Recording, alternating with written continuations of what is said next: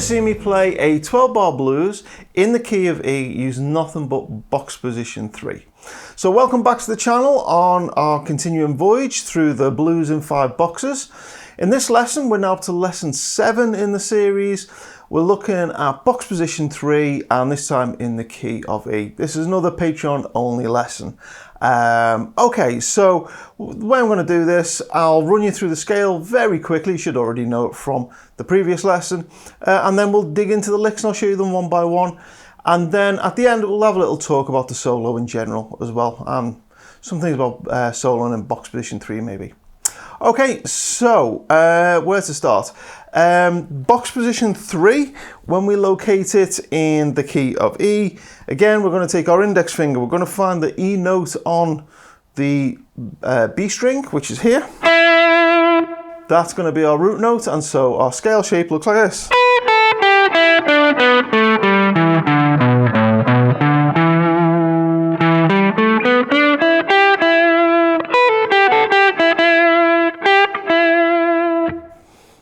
Okay, that one there, which was 5th fret of the B string, and that one there, 7th fret of the A string, there are root notes. Okay, so we've got this note here, and this, which also is this one bent up here.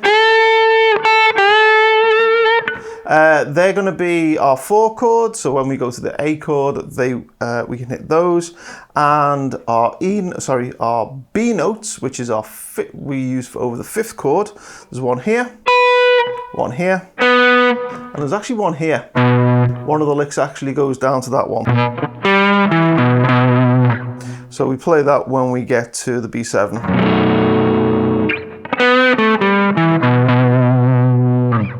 Okay, so that's the scale. Same as we learned it before in A, except we've just kind of moved everything down to the key of E. Okay, let's go through the licks. Lick 1, again, same chord progression. We've got this little intro.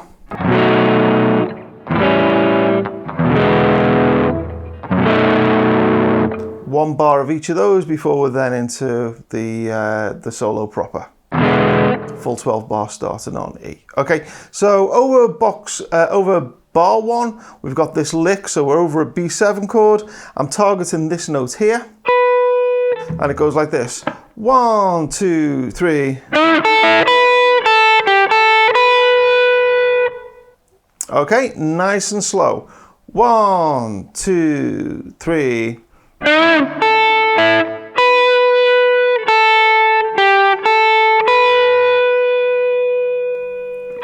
Okay, then lick 2, we're now over an A7 chord. So we're going to target this note here by bending up to here. And it goes like this. 1, 2, 3, 4. Nice and slow. 1, 2, 3, 4.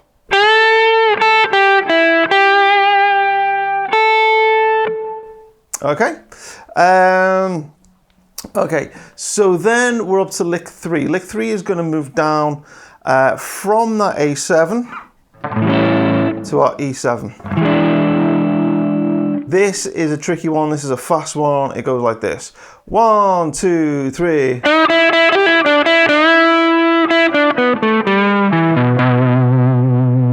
Actually, I made a mistake. It goes from the A7 to the E7. Finally landing on the final B7. Okay, so that lick, nice and slow. As you can see, what I'm doing is I'm targeting this note here in the first part of the lick because that's over the E7. And then when we get down to the B7, I'm working my way all the way down to this one here. Okay, I'll do it nice and slow. 1, 2, 3.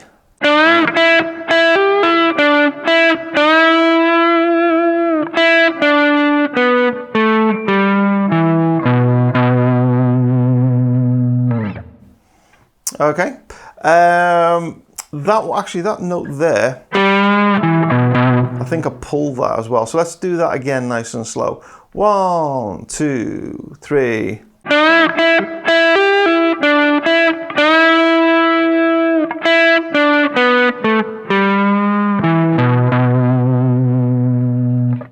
Okay, so then we're up to lick 4. Lick 4 is over that B7 to the E7.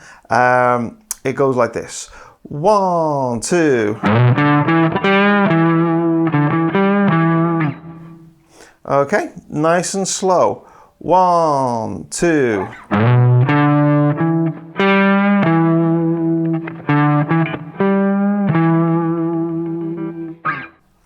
Okay, and then we're up to lick 5, which is over an A7. And yeah, we walk up to, I'm targeting this note. I'm not actually targeting the A in this one. I'm actually targeting the E really, although there is a one of those in there. But yeah, mainly just targeting this E. It goes like this. 1, 2, 3, 4. Nice and slow. Just walking up that pentatonic really. 1, 2, 3, 4.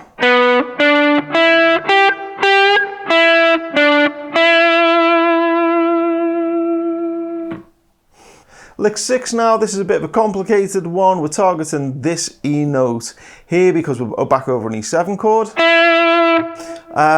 It goes like this. I'll play it up to speed and then break it down nice and slow. Here it goes. 1, 2, 3, 4.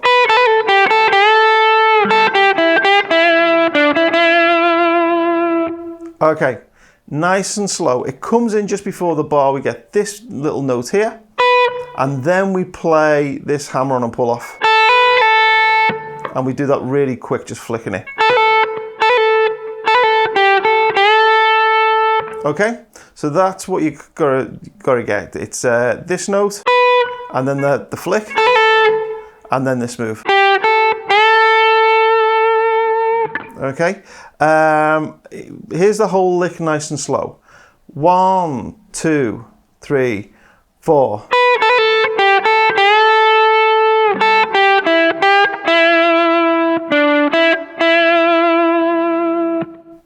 Okay, yeah, the trick really there is that little flick.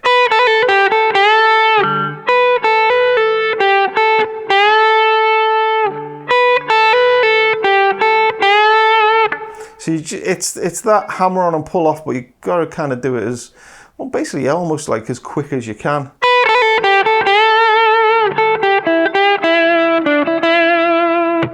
Okay, that was lick 6. Lick 7 now, we're going back to the A7 chord.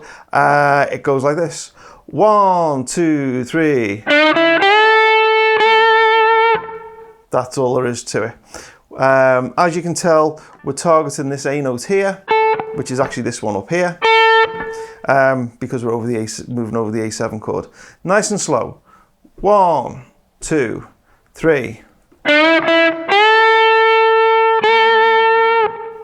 Okay, and you bend that note up, and then while it's still bent, you pick it again.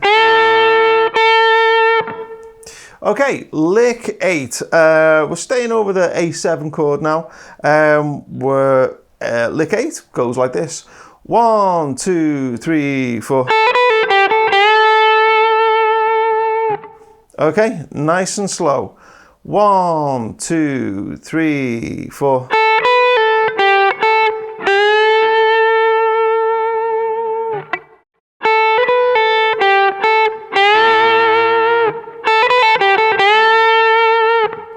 Okay, then lick 9, we're coming back to an E7 chord, so again I'm thinking this note here. I'm dancing around that one. Lick 9, it goes like this. Oh, it's a variation on that Peter Green lick that I like. 1, 2, 3. Okay, nice and slow.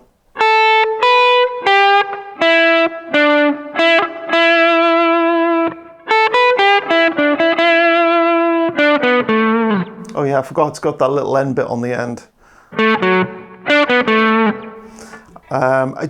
Those little 3 notes, they're kind of incidental licks that get us between lick 9 and lick 10. Almost kind of don't think of them as part of lick 9, but anyway, lick 9 up to speed all together goes like this. 1, 2, 3. Okay, nice and slow. 1, 2, 3.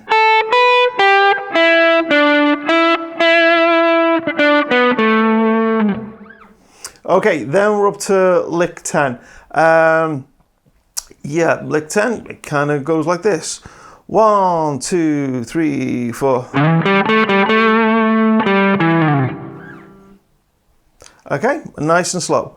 1, 2, 3, 4.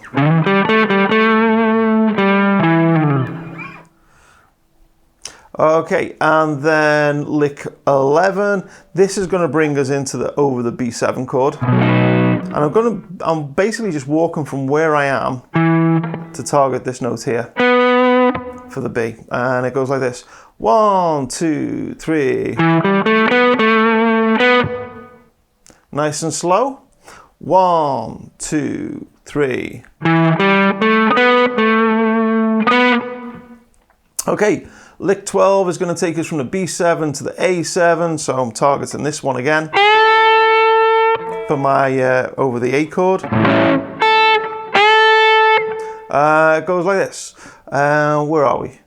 1, 2, 3.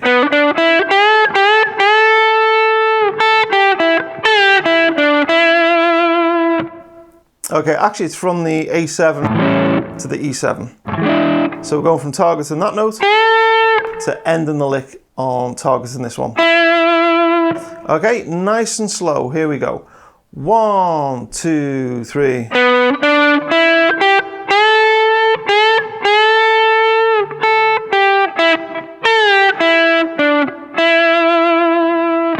Okay, couple of tricky things in there. You got that bend. And then we got this little run. And then I bend this before picking it and then pick it to let it down.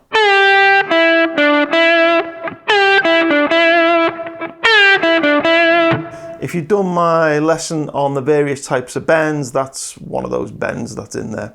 Okay, so now we're up to lick 13. We've got final B7 chord. And we play this lovely little lick, nice and easy.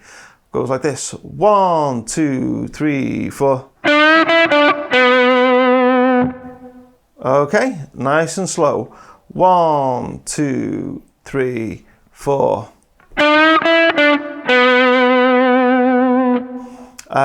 Nice little lick there that gets us from wherever we've just been here to here, because that's the B7 chord. So we want to target that note. Okay, and then lick 14, right before the end, before we get back to where we started, it goes like this. 1, 2, 3. Okay, nice and slow. 1, 2, 3.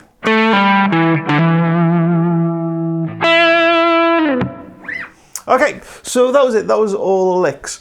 I want to talk a little bit about the solo in general. Like every solo in this series, and like most of the solos that I teach on YouTube, it was improvised. I put the backing track on. I was thinking box position 3. I jammed through a bunch of times, and then I did a couple of takes, and this was the one that I liked the best. When I then came back to learn it afterwards, I realised the way I was playing was a little erratic. My timing was a little bit sloppy. I was clearly getting into the solo quite excited, and I'm kind of, timing wise, I'm pushing the beat. The timing is loose and sloppy. These are all my excuses for why the time's a little bit funny on this, so that when I then came back to learn it, they're not kind of nice, easy, simple licks.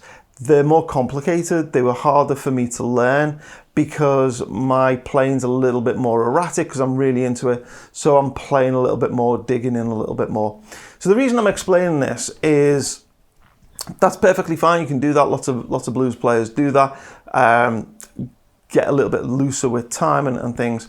Makes it difficult to learn and copy. So I don't want you to learn this solo and try and painstakingly imitate the way I'm playing, because I've learned this solo back now and I've played it a few times, and I never quite play it the same way twice, and I never play it exactly the way I played it when I did the original improvisation. So what I would suggest is don't try and copy that particular performance. Learn the licks understand why I was targeting certain notes at certain points during the chord progression, and all of those kind of things, and how to use box position 3. There's some really nice little licks in there for box position 3 that you can use. So learn them, but make them your own. Make the solo your own. Don't try and slavishly copy exactly how I did it. Learn the licks and then play them how it feels to you on that particular moment. Because in the original improvisation, I was just feeling a little bit, I don't know, excited, upbeat, and was pushing the beat a little bit, and that's why timing's a little bit loose. So if you come back to try and play along with the original video, I must admit I've struggled. I've done that, and it's a struggle to try and do that because I'm not quite in that same headspace. Hope that kind of explains things. And actually that kind of goes for all of the lessons and all the solos that I teach. My big thing is teaching by example. If you learn an example, then you can kind of get your fingers around it and then make it your own. And that's the point with all of these. Always interpret them, learn them, but then make them your own. Work those licks and come up with your own variations, put them into your own playing, etc. Okay, I hope that's useful.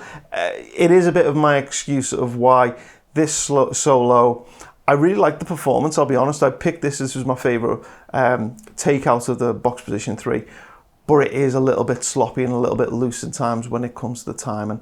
But I think the piece had a nice feel to it. It is a bit erratic, and there is a few kind of wilder licks in there with lots of hammer-ons and pull-offs. Anyway, that was lesson 7. We're back next time, lesson 8. I think, if I remember right, lesson 8 is going to be moving between box 2 into box 3 and back again. Okay, hope you're enjoying the series so far. That was lesson 7 in the Blues in 5 Boxes. I'll see you next time.